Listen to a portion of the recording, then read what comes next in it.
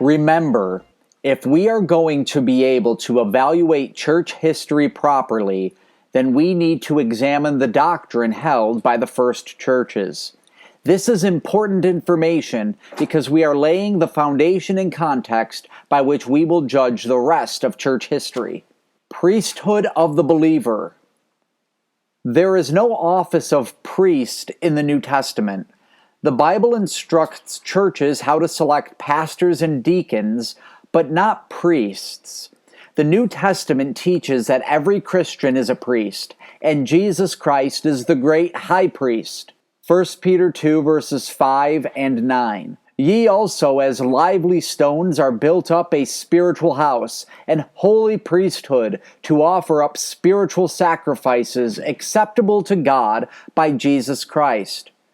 But ye are a chosen generation, a royal priesthood, and holy nation, a peculiar people. Hebrews 3:1.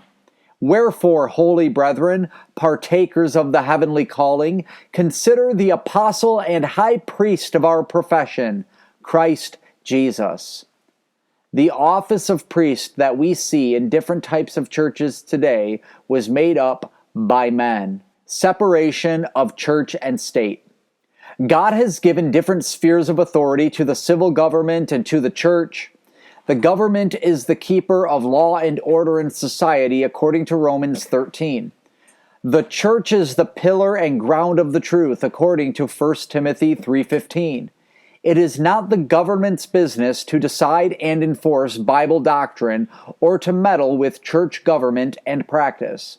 Matthew 22:21, Jesus said, Render therefore unto Caesar the things which are Caesar's, and unto God the things that are God's. Caesar, or secular government, has its place in God's plan, but Caesar must not extend his authority beyond that which God has granted. The first churches were not united with or supported by the secular government. They obeyed the government if the secular government laws did not contradict the scriptures, but they did not yoke together with the government. Acts 5:29 shows this contrast. Then Peter and the other apostles answered and said, We ought to obey God rather than men. And in this context, the government was telling the apostles to do things contrary to the Bible. Liberty of conscience. The first churches did not persecute anyone or try to force anyone to submit to their teaching. We can preach against false doctrine and call out the names of false teachers, and we should, but we cannot use physical force against them. Churches have the authority to enforce sound doctrine and practice within their own membership, but they do not have the authority over those who are outside. See 1 Corinthians 5. Even within the congregation, church leaders do not have the authority to coerce someone to believe a certain way through physical violence or other carnal means of coercion. There is always liberty for a person to leave a church if he so wills. Listen to this example in Luke 9 that's very interesting. Jesus was on his way to Jerusalem, but he and his disciples had to stop in Samaria on the way. The Samaritans would not assist Jesus on his journey, and the disciples were angry. Listen to what they asked Jesus.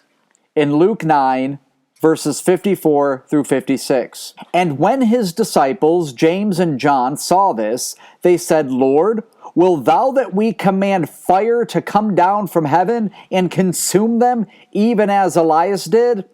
I want to stop there for a second. The disciples, James and John, literally asked Jesus for permission to send fire down from heaven to consume those that did not treat Jesus well. Verse 55. But he turned and rebuked them and said, Ye know not what manner of spirit ye are of, for the Son of Man is not come to destroy men's lives, but to save them. And they went to another village. Jesus let them know this isn't how we handle people who don't follow us and don't love us and don't support us. We do not use physical violence and destroy people's lives. Titus 3 verses 10 and 11 tell us what we ought to do. A man that is an heretic after the first and second admonition reject, knowing that he that is such is subverted and sinneth, being condemned of himself. So in other words, if someone who is a heretic or a false teacher enters into the church, you talk to them 1 or 2 times about their error.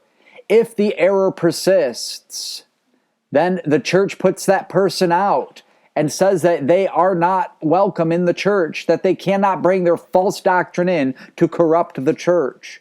Now, the church does have that kind of authority, but only in the context of their own assemblies. Separation from false teaching and apostasy. A New Testament church does not overlook false teaching and apostasy. A church must uphold truth and expose error. Many times a false teacher or a false church is not identified by what it preaches. They are identified by what they refuse to preach. They conveniently leave out important teaching for any number of reasons. True churches called out false teachers by name, called out false doctrine specifically, and separated from them. Listen to Galatians chapter 1, verses 6 through 8.